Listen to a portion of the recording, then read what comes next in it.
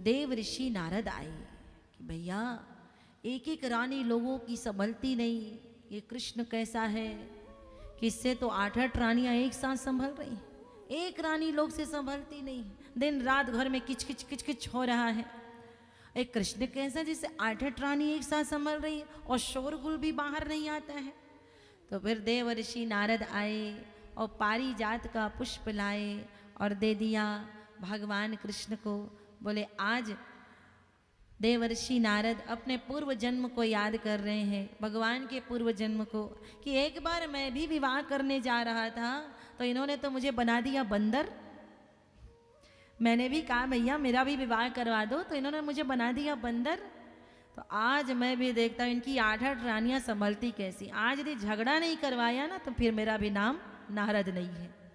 और देव ऋषि नारद गए द्वारिका में, भगवान को प्रणाम किया और कहा प्रभु इस समय बहुमासुर के आतंक से सारे देवगण त्रस्त हैं, आप उनको देवताओं को भय मुक्त करिए, माता अदिति के कुंडल दिलवाइए, वरुण का छत्र दिलवाइए, देवताओं का विहार स्थली मणि पर्वत को उसने छीन लिया है उसे आप वापस करवाइए, देवताओं पर कृपा करिए।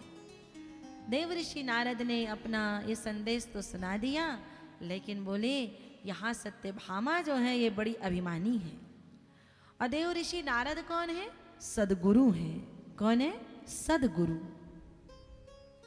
सदगुरु का काम क्या है? सदगुरु अभिमान को छीनता है और भगवान से मिला देता है, वही सच्चा सदगुरु। जो अभिमान का पोषण करे वो सदगुरु नहीं हो सकता। सदगुरु अभिमान को छीन लेता है, भगवान से मिला देता है। जब तक अभिमान रूपी पर्दा होगा भगवान पास होकर के भी दूर होंगे। देव ऋषि नारद गए सत्यभामा के पास में। सत्यभामा को अभिमान था कि मैं इतना सोना लेकर के आई हूँ, मेरे कारण ये जितना चकाचौंध दिख रहा है, प्रतिदिन मेरे कारण वो मणि 160 तोला सोना देती है, इसके कारण ये द्वारिकाधीश बने हुए हैं। देव ऋषि नारद सत्यभामा के कक्ष में जाकर के नारायण नारायण करने लगे। सत्यभामा बाहर आई और देव ऋषि नारद का स्वागत अभिवादन किया, अंदर लेकर के गई। पूछा हे ऋषिवर आप कैसे आए हैं, कैसे पधारे हैं? देव ऋषि नारद ने कहा देवी आज केवल तेरे काम से आया हूं। बोले मेरे काम से? हाँ, आज मैं कृष्ण और तेरे प्रेम की परीक्षा लेने आया हूं। तू कहती है ना कि कृष्ण तुझसे बड़ा प्रेम करते हैं, लेकिन आज मैं परीक्षा लेकर के जान गया कि वो छलिया तुझसे जरा सा भी प्रेम नहीं करता है। बोले कैसे जान गए? अरे बोले मैं स्वर्ग से पारिजात का पुष्प लाया था और उसे श्री कृष्ण को दिया और उन्होंने उनके बगल में बैठी थी रुक्मिणी, उन्हें उस पुष्प को दे दिया, तेरी तो याद भी नहीं की। ओहो, अरे देवर्षि फूल ही तो दिया है, कोई सोना चांदी वस्त्र आभूषण थोड़ी ना दिए, फूल तो दिया, उस पर कैसे हमारे प्रेम की परीक्षा हो गई? देव ऋषि नारद ने कहा देवी तुम नहीं जानती हो, वह स्वर्ग का पुष्प है, वो समुद्र मंथन से निकला हुआ 14 रत्नों में से एक रत्न है पारिजात का पुष्प। उसे जो प्राप्त कर लेता है उसका यौवन बरकरार रहता है। मैंने बार बार कहा कि सत्यभामा बड़ी सुंदर है भगवान, एक बार उन्हें इस पुष्प को दिखा जरूर देना, पर मेरे कहने पर भी उन्होंने मेरी बात को सुनी तक नहीं। ओ, अब तो सत्यभामा का माथा ठनका, अब क्रोधित हुई और जाकर के कोप भवन में सत्यभामा पहुंच गई। कोप भवन पहुंच गई तो सायंकाल भगवान लौट करके आए तो देखा कि सत्यभामा नहीं है, सारी रानियां खड़ी हैं पर उसमें सत्यभामा नहीं है। तो पूछा कि आज सत्यभामा कहाँ है? तो सेवकों ने कहा महाराज आज तो देवी कोप भवन में है। अब जो है कृष्ण बोले भैया कोप भवन में? अच्छा, विचार करने योग्य बात यह है कि आज से पहले हजारों वर्ष पहले सतयुग में त्रेता में ये कोप भवन हुआ करता था। आज अचानक ये कोप भवन गायब कहाँ हो गया?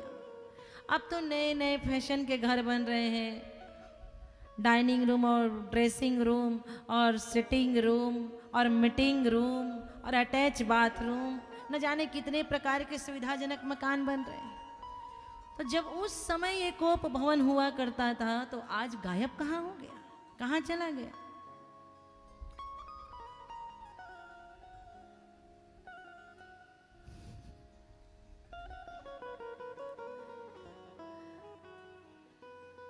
तो भैया बात ऐसी है, अब पूरा का पूरा घर ही कोप भवन है, पूरा का पूरा घर ही कोप भवन। अलग से कोप भवन की आवश्यकता नहीं। कहीं सासू मुंह फुला के बैठी है तो कहीं पति बैठा है तो कोने में पत्नी व्हाट्सएप देख रही है। पूरा घर कोप भवन है। न बेटी को माँ से मतलब है, न बेटे को बाप से मतलब है, सब अपने अपने मस्त हैं। सारी दुनिया में मित्रता करते फिर रहे हैं। फेसबुक में 5000 फ्रेंड लिस्ट है, 5000, लेकिन घर में फ्रेंड एक भी नहीं। जो हमारे फ्रेंड हैं वो अपने फ्रेंड नहीं है। अब फेसबुक में 5000 लोगों का लिस्ट पड़ा हुआ है जिनको हम जानते नहीं। अजीब बात है। दुनिया भर में ये खोजते रहते हो। कभी माँ के बगल में बैठ जाया करो, कभी बाप के बगल में बैठ जाया करो, चर्चा किया करो। कहाँ आप देख रहे हो मोबाइल में, किसको देख रहे हो, किसे खोज रहे हो? अपनों से प्रेम करो। वो एक बड़ा अच्छा गाना उस समय चला था ना, अपने तो अपने होते हैं, ऐसा। हाँ, अपनों से प्रेम करो, अपनों को देखो, अपने में रहिए भैया। आप दूर दूर भाग रहे हैं। कोप भवन, पूरा घर कोप भवन है। जहां कहीं पतिदेव फोन कर दिए कि मेरे 4 मित्र आ रहे हैं, जरा भोजन बना लेना। अच्छा, 4 मित्र गांव से हैं, मेरे चाचा हैं और कोई कोई हैं। फिर वहीं अष्टभुजी दुर्गा तैयार मिलती है रसोई घर में। एक हाथ में बेलन, एक हाथ में चिमटा, एक हाथ में कलछी, एक हाथ में कढ़ाई। जरा सरी फोड़ूंगी आज तो। अष्टभुजी दुर्गा वही मिलती भैया। मैं ये बात विनोद में कह रही हूँ, लेकिन सच बात यह है कि आप जब भोजन बनाए तो प्रेम से बनाए। भजन गाते हुए भोजन बनाए। भोजन क्यों बनाए? तो ठाकुर को भोग लगाने के लिए भोजन बनाए। किसी और को खिलाने के लिए ना बनाए, भोग लगाने के लिए।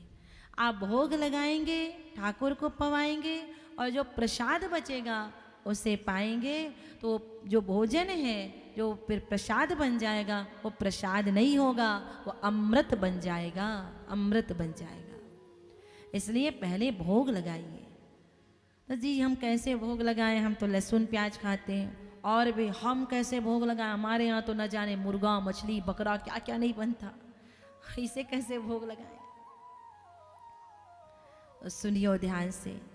चीनी भात का भोग लगाइए, चीनी भात, गुड़ रोटी का भोग लगाइए। और जो प्रसाद बचा है तुलसी दल अर्पित करिए, भगवान को निवेदन करिए। प्रभु आप इसे ग्रहण करिए और आपके माध्यम से पूरे संसार में कोई भूखा ना रहे, ऐसी कृपा करिए। किसी को कम से कम अन्न जल वस्त्र की कमी तो ना हो। ये जो मूलभूत आवश्यकताएं हैं उसकी तो पूर्ति हो, इसे आप ग्रहण करिए और पूरे संसार को तृप्त कर दीजिए भगवान, और उस प्रसाद को आप पाइए। सज्जनों, हमारा जो भजन है वो इसी कारण बिगड़ गया कि हमारा भोजन बिगड़ गया। भजन इसीलिए बिगड़ा है कि हमारा भोजन बिगड़ गया। तो भोजन को सुधारिए, भजन सुधर जाएगा। अभी भजन में मन नहीं लगता क्योंकि भोजन ठीक नहीं है, तो भोजन को ठीक करिए। एक साथ बैठ करके परिवार के लोग एक साथ भोजन करिए। कम से कम एक समय का भोजन एक साथ करिए। थाली में प्रसाद में जो भी मिल जाए, रूखा सूखा जैसा हो, उसका अनादर मत करिए। अरे तो सब्जी ठीक नहीं, इसमें तो नमक ज़्यादा है, इसमें तो चीनी ज़्यादा है, ऐसा नाटक मत करिए। आपको पता है जितना आपको मिला है इतना भी किसी को नसीब नहीं होता, नहीं मिलता। आप केवल नमक ज़्यादा है इसलिए डांट लगाते, थालियाँ फेंक देते हैं ना। जो मिला है उसको प्रणाम करिए, उसको ग्रहण करिए। अपने आप को सौभाग्यशाली समझिए कि आपके पास ये है, तो आया तो कम से कम। एक साथ बैठ करके परिवार वाले एक समय का भोजन करिए और एक साथ बैठ करके मिल करके भजन गाइए। एक साथ बैठ करके भोजन भी करना है और एक साथ बैठ करके भजन गाइए। 15 मिनट 20 मिनट का भजन गाइए। एक साथ सब लोग बैठ जाइए। बच्चों को लेकर के बैठिए, बच्चों को जरूर बैठाइए भजन में, बच्चों को लेकर के बैठिए। अरे बेटा कुछ अच्छी पुस्तकें दे दीजिए, रामचरितमानस ही दे दीजिए, एक पन्ना पढ़ दे तू सुना दे, हम सुन लेंगे। वो आज पढ़ेगा, कल पढ़ेगा, नहीं समझेगा, पढ़ते पढ़ते पढ़ते रामचरितमानस को पढ़ते पढ़ते उसके संस्कार ऊंचे हो जाएंगे, संस्कार अच्छे हो जाएंगे। भोजन और भजन को करिए एक साथ मिल करके, एक साथ आनंद से भोजन करिए और एक साथ झूम करके 15 मिनट के लिए भजन गाइए। आहा, देखना 1 वर्ष के भीतर आपके घर का संस्कार बदल जाएगा, सारे वास्तु दोष दूर हो जाएंगे। और सज्जनों, भगवान कोप भवन में गए। ए देवी, किसी ने आपका अपमान कर दिया द्वारिका में, आप कोप भवन में क्यों आ गई? सत्यभामा ने कहा, इस द्वारिकापुरी में किसी में इतनी साहस नहीं है जो मेरा अपमान कर दे, शिवाय तुम्हारे तुमने किया है। ठाकुर ने कहा, भैया मैंने क्या कर दिया? दिन भर में तो अभी आ रहा हूं, क्या किया मैंने? तो सत्यभामा ने कहा, याद करो कोई आपके लिए पारिजात का पुष्प लाया था, आपने मुझे उसे दिखाना तक उचित नहीं समझा? नहीं। श्याम सुंदर ने कहा, ओहो, ये सारा आग लगाने का काम तो उसका है, उसकी तो है नहीं गृहस्थी, और मेरी बसी बसाई उजाड़ने चला है। कोई बात नहीं, उसे तो मैं देख लूंगा। सत्यभामा को कहते, अरे अरे फूल ही तो दिया है देवी, आप कह के तो देखिए, आपके आंगन में ला करके पारिजात का वृक्ष लगा दूंगा। सत्यभामा ने कहा, नहीं नहीं, मैं जानती हूँ तुम छलिया हो, बाद में नट दोगे, तुम्हारा कोई भरोसा नहीं। और सही बात है भैया, भगवान का तो क्या इंसान का भी कोई भरोसा नहीं। आज कहेगा कुछ, कल करेगा कुछ। तो कन्हैया चले सत्यभामा को लेकर के। मार्ग में भौमासुर ललकारता है, जिसने 16,100 राजकन्याओं को बंदी बना करके रखा था। वो भौमासुर ललकारता है, भगवान उसके पास गए, भौमासुर का संहार कर दिया। और इस समय 16,100 राजकन्याओं को श्याम सुंदर ने रिहा किया उसके कैद से और कहा, आप सब के सब अपने अपने घर जाइए। सारी राजकुमारियों ने कहा, महाराज, इस दुष्ट के कैद से आज हम मुक्त हुए हैं, लेकिन अब हमें कौन स्वीकार करेगा? रिश्ते नाते, बंधु बांधव, हमारे मित्र परिवार वाले, हमें अब कोई अपनाने वाला नहीं है। अब तो आपके अलावा हमारा कोई आश्रयदाता नहीं है। तो भगवान आप हमें आश्रय दीजिए, शरण दीजिए। तो भगवान ने उन 16,100 राजकन्याओं को कामनावश स्वीकार नहीं किया है, करुणावश स्वीकार किया है। कामनावश नहीं। आप थोड़ा विचार करके देखो, आप विवाह करने के लिए, अपने बेटे के लिए कोई कन्या खोजने के लिए निकलते हैं, लड़की खोजते रहते हैं, बात चल जाती है, लेकिन कहीं से पता चलता है कि लड़की का आचरण ठीक नहीं है, तो आप लगा हुआ विवाह मना कर देते, तोड़ देते, सगाई टूट जाती है। सगाई तो क्या, विवाह के बाद भी यदि पता चलता है ये कन्या का चरित्र ठीक नहीं था, तो फिर विवाह के बाद भी तलाक दे दिए जाते, छोड़ दिया जाता है। वो परमात्मा तो जानते थे कि इसके कैद में कितने वर्षों से ये राजकुमारियां पड़ी हुई हैं, जानबूझ करके उन्हें स्वीकार किया। यदि स्वीकार न करते तो वर्ण संकर की समस्या हो जाती। भगवान ने उन्हें आश्रय दिया है। लोग मजाक में यूं ही कुछ भी कह देते हैं, अरे उसकी 16,108 रानी। भैया 16,108 रानी संभालना कोई मामूली बात है, कोई सामान्य बात है? तो नारायण के ने उन सारी राजकुमारियों को अपने द्वारिका में भेजा।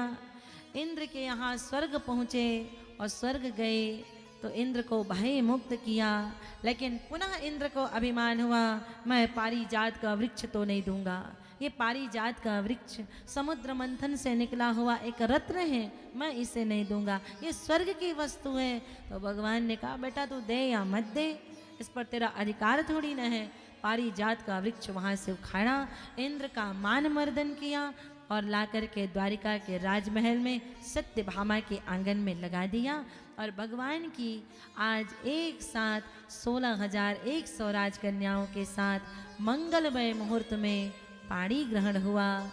ये 16,100 राजकन्याएं जो हैं ये वेद के उपासना कांड के 16,100 मंत्र हैं। 8 अष्टधा मनुष्य की प्रकृति है और इन सब का संबंध आत्मा रूपी परमात्मा से है। इसलिए भगवान की 16,108 रानियां कही गई।